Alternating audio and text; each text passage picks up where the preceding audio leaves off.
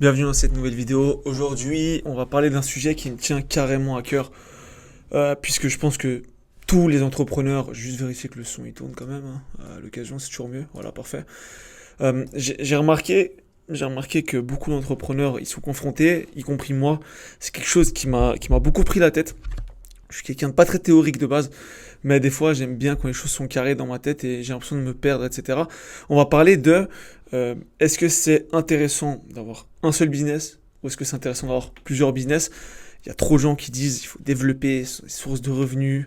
Enfin, c'est vrai, c'est faux, mais voilà, faut bien le comprendre et il faut bien comprendre aussi que c'est personnalisé. Ok, c'est en fonction de vous. C'est pas en fonction du gourou qui a dit il faut avoir 15 business qui vous font du revenu, parce que ça peut être complètement vrai dans certains cas et ça peut être complètement faux dans certains cas. Donc on va parler de tout ça pour un peu vous guider, vous qui êtes probablement débutant. Si vous n'étiez pas débutant, vous ne seriez pas sur cette vidéo en train de la regarder. C'est carrément sûr. Donc voilà, je voulais juste être sûr que ça enregistre bien, c'est tout bon. Euh, Moi, pour vous expliquer un peu, j'ai un parcours pas du tout atypique, je pense, pour un entrepreneur. Vraiment pas du tout atypique. J'étais à l'école, comme nombreux d'entre vous, j'étais à l'école, comme presque tout le monde. D'ailleurs, c'était quand même une chance d'aller à l'école. Bien que sur Instagram, ce soit écrit que c'est de la merde, machin. On va pas se mentir, c'est quand même bien un minimum de vivre avec des gens. Ça m'a appris à vivre avec des gens, à pas casser la gueule de chaque personne qui pensait pas comme moi, etc., etc. Donc, j'étais à l'école, mais ça m'a vite saoulé. Ça m'a vite cassé les couilles. Je me suis dit, qu'est-ce que je fous au milieu de ce genre de branleur? Les gens étaient sur Instagram, les gens étaient sur Snapchat, les gens étaient sur ci. Pendant que moi, en fait, je me posais une seule question, c'est putain, comment je peux enlever mon cul de cette chaise et faire du fric et me barrer de là en fait. Donc j'ai commencé par le fit, j'ai fait beaucoup de fitness, bon là j'ai beaucoup perdu, enfin perdu entre guillemets, mais j'ai pas beaucoup évolué, j'avais 16-17 ans à ce moment-là, j'étais à fond pendant 2 ans. J'ai fait un Instagram, c'était l'époque où il y avait le follow une follow. J'étais monté à quoi, 15 000, 16 000 abonnés, quelque chose comme ça. Et en fait, à ce moment-là, j'étais tellement jeune et je pensais tellement que toutes les opportunités allaient m'arriver dans la gueule parce que j'étais trop fort. C'est un peu des fois de l'excès de confiance finalement. Et ben, j'ai abandonné cette page Instagram pour me lancer dans le dropshipping. On s'est lancé dans le dropshipping avec mon premier associé, qui est d'ailleurs toujours vraiment un de mes meilleurs amis. On s'est lancé dans le dropshipping. Et par chance, bon, pas par chance, mais on avait une bonne stratégie. On a fait 53 000 euros de chiffre d'affaires en 3 mois. Donc on était là, on était petits, on était tout juste majeurs. Et on a fait un putain de chiffre pareil. Donc à ce moment-là, quand t'es petit, tu te dis putain, c'est pas pour moi l'école. En fait, ça te renforce dans l'idée que t'es plus fort que les autres et que t'as rien à faire là. Pour la petite anecdote, je m'étais fait d'ailleurs renvoyer à mon examen de fin d'année de dernière année, pour vous dire, enfin l'avant-dernière année, mais parce qu'à l'école c'est 3 ans de cours. La dernière année, tu fais un stage en fait quand t'es en professionnel. Et la troisième année, il y a des épreuves, enfin des gros tests qui valent 50%, juste les examens, ils valent 50% des 3 années. Pour vous dire un peu, genre moi j'arrivais là-bas avec la boule au ventre et la haine, parce que allez vous faire enculer quoi, au bout d'un moment, ça n'a aucun sens, ça n'a aucun sens. Du coup, ouais, pendant l'épreuve, machin, les mecs ont rigolé. J'ai dit, ouais, moi je gagne 2 fois votre salaire, j'en ai rien à foutre, machin. Pas oublier, en Suisse, les profs gagnent quand même bien. Ils touchent 8 000 à peu près en fin de carrière. C'est plutôt pas mal. Et bref, voilà, je me suis fait envoyer. J'ai eu 2, parce qu'en Suisse, c'est sur 6. Donc, j'ai même eu 1,5 ou 1, je sais plus, enfin bref. J'ai vite compris que c'était pas pour moi, que j'avais envie de faire des sous à côté, etc. Donc, on a lancé ce gym leader. Trop de confiance en moi, avec mon associé, on croyait qu'on allait défoncer tout le monde, on était trop fort, machin. Qu'est-ce qui s'est passé avec cette boutique? Il s'est passé qu'elle s'est un peu latter les couilles. On va pas se mentir, elle s'est latter les couilles parce qu'on avait bouffé toute l'audience avec notre stratégie. Enfin, toute l'audience. L'audience qu'on a décidé de target, parce qu'on a pu target le monde, hein, mais évidemment on était trop des branleurs, on se disait qu'on était trop fort pour pas lancer un nouveau business. Donc on l'a mis en vente, il était estimé à 100 000 dollars. Évidemment, il s'est pas vendu.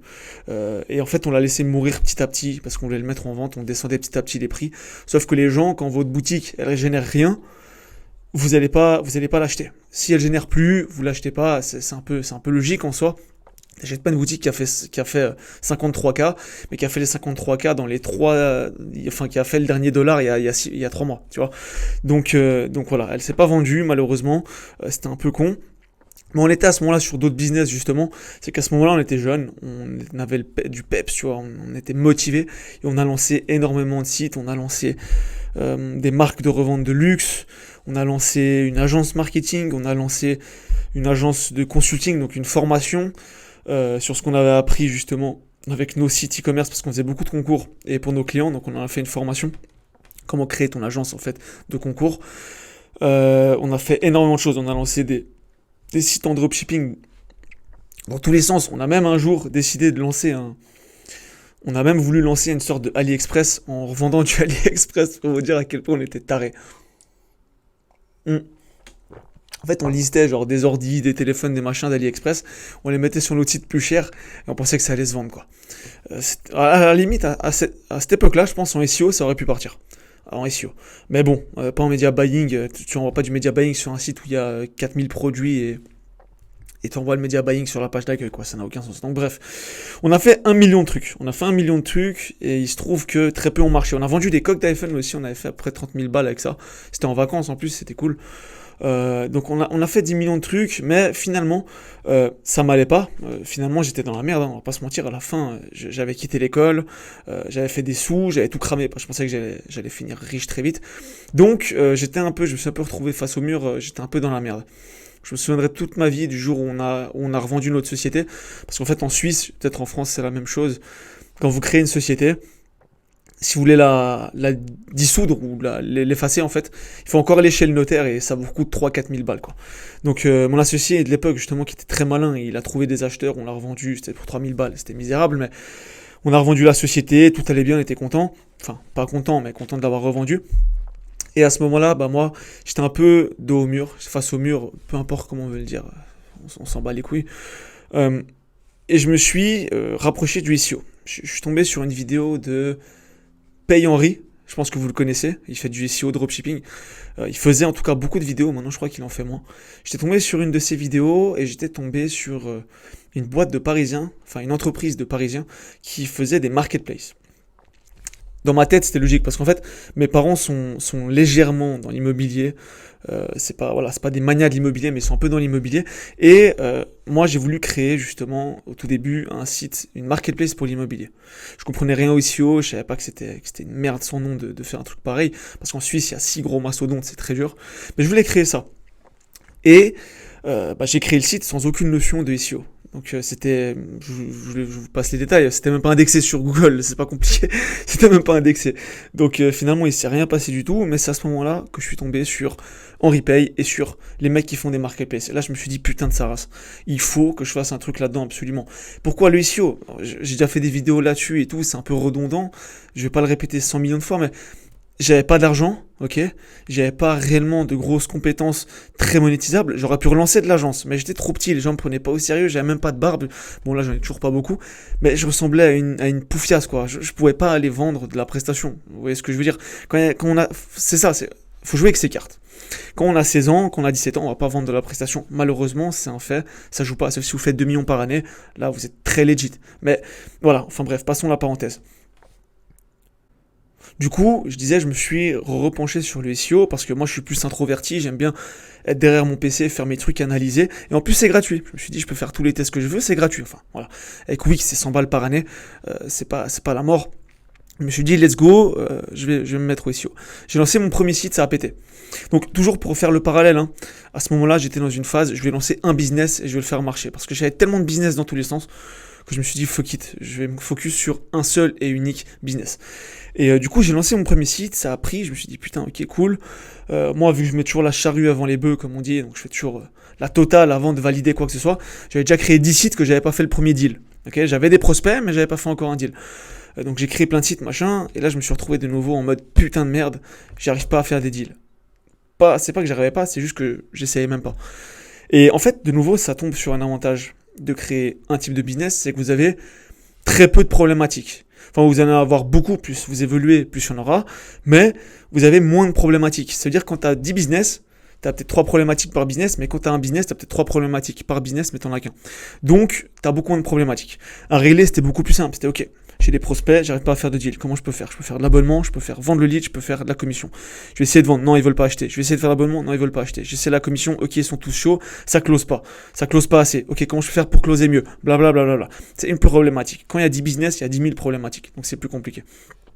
Donc j'ai lancé ces sites, j'ai commencé à faire des deals, et là on a commencé à partir en mode marketplace, vrai marketplace, en mode la mise en relation se fait automatiquement, etc.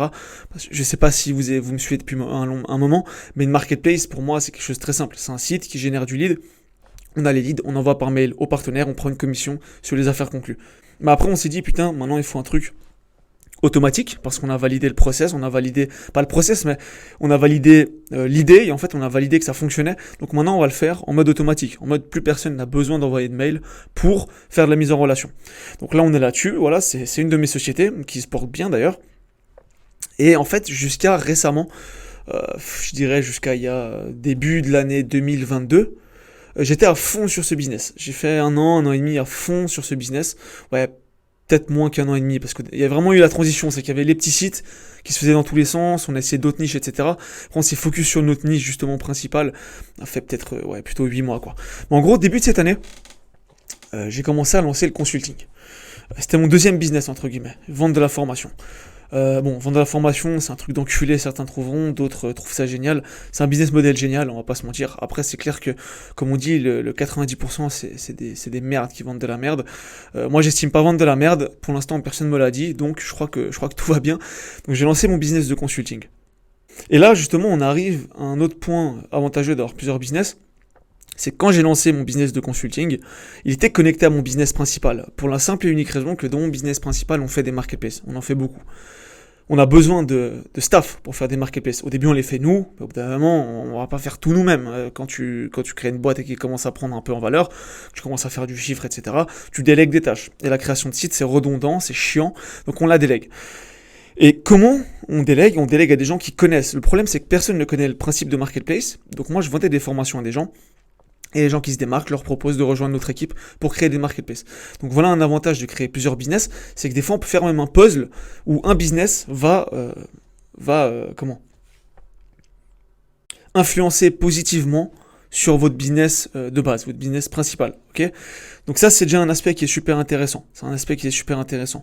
En plus de ça, la formation, c'est un business qui est relativement automatique, dans le sens où on crée la formation, elle est là, le produit est là.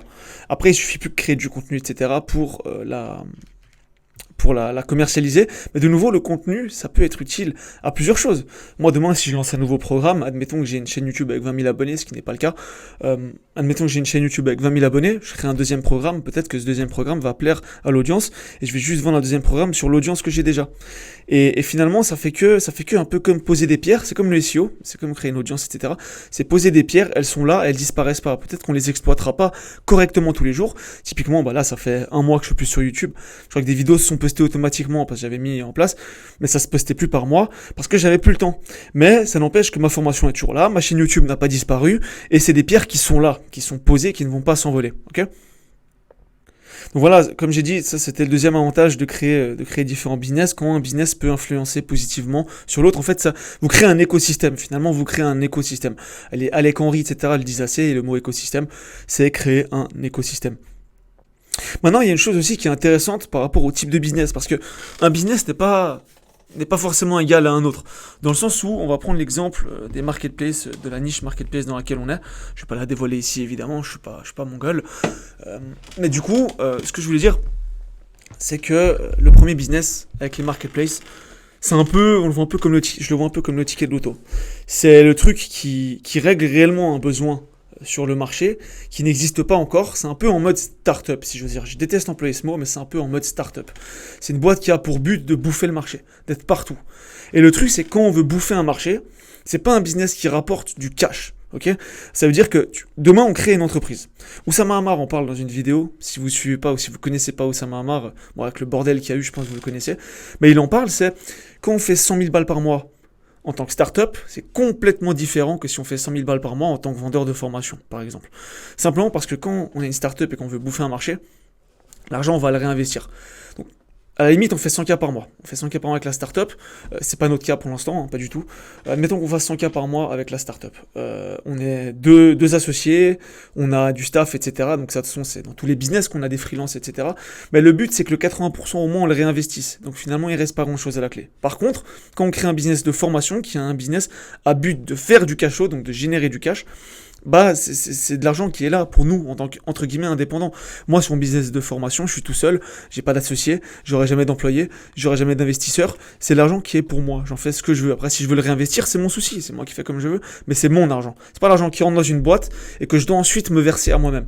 Donc c'est deux types de business encore très différents. D'accord? Il y a vraiment le mode startup et vraiment le mode cash flow. Donc depuis, voilà, tout se porte bien. Il y a ces business-là, le business en mode startup, le business de consulting qui se porte bien. Des fois, je mets plus l'accent sur l'un que sur l'autre en fonction des périodes, évidemment en fonction aussi des objectifs. Dans le sens où une startup, ça se pète pas en claquant des doigts. Et surtout, c'est un peu la priorité. Il faut savoir placer ses priorités quand on a plusieurs entreprises. Il faut savoir se dire, voilà, ça je veux la monter là, ça je veux la monter là, ça c'est pour faire du cash vite fait, ça c'est pour faire ci, ça c'est pour faire ça. Parce que justement, typiquement, j'ai ouvert de nouveau le côté un peu agence, prestation. J'ai chopé 4 super beaux clients ces derniers mois. Et ça me permet aussi de faire du cash. Voilà. Chaque client me rapporte à peu près 2000 euros par mois. Et j'en ai 3, j'en ai 4, j'en ai 5, j'en ai 6. C'est des 10 000 balles qui tombent. Beaucoup de tâches sont délégables. Ça, c'est un point aussi qui est intéressant. C'est un point très intéressant. Quand vous créez, quand vous créez plusieurs business, il faut vous assurer d'une chose. C'est que la majorité des tâches dans tous ces business soient délégables. Parce que le truc, c'est que si vous créez que des business qui la valeur de ces business, c'est vous-même, par exemple le consulting, les chaînes YouTube, je pourrais pas en avoir 20. Parce que je peux pas faire 20 000 vidéos par jour, ça se délègue pas, c'est moi. Je peux pas prendre quelqu'un pour faire des vidéos. À l'heure actuelle, je pourrais le faire parce que personne ne me connaît, tout le monde s'en bat les couilles de moi, on va pas se mentir. Mais si vous avez des business qui ne sont pas délégables, c'est chaud. Donc c'est ça qui est intéressant, c'est que comment moi, maintenant, ma vie entrepreneuriale, elle se positionne, c'est la startup qui est là. C'est vraiment le ticket de l'auto. Le but, c'est de la revendre dans 10 ans et de prendre mes 50 M. Idéalement. Mais idéalement, c'est 500 M. Mais vous avez compris. À côté, il y a mes business qui s'automatisent et qui font de l'argent. Et à côté, il y a les nouveaux projets que je crée pour automatiser, pour faire de l'argent. Vous voyez ce que je veux dire ? Typiquement, la société de import-export et de location de voitures qu'on a ouvert tout récemment, c'est une boîte où on va chercher les voitures, donc des Mercedes et des Audi, directement en Allemagne, vu qu'elles sont moins chères qu'en Suisse. En plus, on récupère la TVA, puisqu'on est en Suisse, on récupère 11% à peu près. Donc, on les ramène en Suisse, on les revend à ceux qui veulent, et le temps de les revendre, on les loue. Ok ? Parce que justement, on a une marketplace, j'ai une marketplace de location de voitures, et ça me fait des deals. Tout simplement, ça me fait des deals avec moi-même, ce qui est plutôt pas mal. Et ça fait un business en plus. Pourquoi on a lancé ce business ? C'est super simple. C'est parce que c'est un business qui est simple. C'est un business de service qui est simple. C'est un business de débile. Ça veut dire que même un débile, il est capable de le faire. Pourquoi ? Simplement parce que le business, il se coupe en plusieurs parties qui sont... Numéro 1, c'est trouver la bonne occasion. Pour trouver la bonne occasion, c'est juste de l'analyse et des comparaisons. Comment on compare ? On a un document Sheets qui dit l'année du modèle, enfin l'année de création de la voiture, le modèle exact. Est-ce qu'il y a le toit ouvrant ? Est-ce qu'il y a les sièges chauffants ? Est-ce que les jantes sont noires ? Quelle est la couleur du véhicule ? Blablabla. Où est-ce qu'il faut aller la chercher ? Parce que l'Allemagne, c'est grand. Si c'est tout là-bas au fond, c'est un prix qui sera différent niveau rentabilité pour nous que s'il est juste à côté de la Suisse. Et ensuite, le prix du véhicule. Ensuite, on va voir en Suisse à combien ça se vend à l'instant T au moins cher. Ok ? Et on garde un historique pour être sûr que tout d'un coup, c'est pas juste que là, il n'y a plus rien que demain. Il y a plein de voitures pas chères qui vont se remettre. Bon, on garde ça, on fait une comparaison, on envoie un type sur place chercher la bagnole, il a juste à vérifier qu'il n'y ait pas de rayures, qu'il n'y ait pas ci, qu'il n'y ait pas ça. En plus, une relation de confiance avec un concessionnaire, ça se fait assez facilement. Et le mec, il a plus qu'à aller la foutre sur plateau avec une société d'import-export pour nous la ramener ici. On la fout dans mon garage, on la loue avec les leads qu'on a déjà, qui sont déjà présents, qui font déjà des demandes sur nos sites. On la loue, et ensuite, dès qu'il y a l'acheteur, on la vend. C'est un business simple. C'est aussi ça, c'est qu'il peut être complexifié ce business. On peut se dire, putain, je bossais 8 heures par jour là-dessus pour faire un max d'argent avec ce business. Mais c'est pas le but. C'est pas le but parce que ça aurait pu être mon but, mais c'est pas mon but parce que j'ai déjà ma société startup, ma société de consulting que j'automatise à mort, mais qui prend quand même encore du temps et que j'aimerais scale parce que c'est extrêmement rentable, les marges sont abominables et c'est le top le consulting. Donc je veux encore le grimper. Mais encore, justement, ce business-là, il vient se raccrocher aux autres parce qu'il y a la marketplace qui est là et ça me prend pas de temps. C'est un processus qu'on valide en le faisant 3, en le faisant 4 fois et après on envoie des gens pour le faire pour nous parce que c'est simple. C'est pas, on délègue pas la conception d'une marketplace à un développeur. C'est pas un truc où il faut être derrière la personne H24. C'est simple, c'est la voiture est là, oui. La voiture est en bon état, oui. Il y a des locataires ou des gens qui veulent louer, oui, parce qu'il y a la marketplace. Il y a des acheteurs, oui, parce qu'elle est 20% moins chère que partout. que partout sur les sites en Suisse. Donc voilà, ça c'est de nouveau une chose. C'est bien de faire plusieurs business, mais il faut faire attention. Il faut faire attention, il ne faut pas créer plein de business et devoir vous retrouver la tête sous l'eau avec 10 business qui vous demandent au moins 8 heures de taf par jour parce que rien n'est délégable. Ça, c'est une chose qui est super importante. Et vous serez obligé de vous organiser correctement. Si vous ne vous organisez pas correctement, avec plusieurs business, vous êtes mort. En plus, vous serez obligé, évidemment, d'engager des freelances, des choses comme ça. Si vous n'êtes pas à l'aise avec ça, commencez tout de suite. Si vous avez plusieurs business, vous n'avez pas le choix. Déléguer, qu'est-ce que vous pouvez déléguer? Évidemment, vous n'allez pas déléguer les réflexions, vous n'allez pas déléguer les tâches importantes, mais déléguer les tâches qui sont redondantes. Et pour pas vous perdre, il y a une chose qui est super importante. Un conseil que je peux vous donner, j'ai eu de la peine à le faire pendant longtemps, mais c'est de noter des objectifs. Si vous avez 5 business, il faut vous noter, ok, cette semaine, ça ce sera terminé pour ce business. Cette semaine, ça sera terminé pour ce business. Cette semaine, ça c'est terminé. Ensuite, mon freelance, il doit faire ça cette semaine, créer un rapport qui vous répond chaque fin de semaine. Il dit voilà, j'ai fait ça.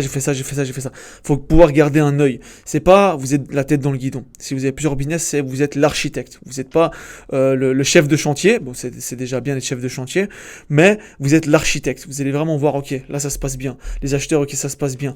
La société immobilière, oui, elle loue bien. Le machin, ok, tac, ça avance de tous les côtés. C'est ça qu'il faut faire.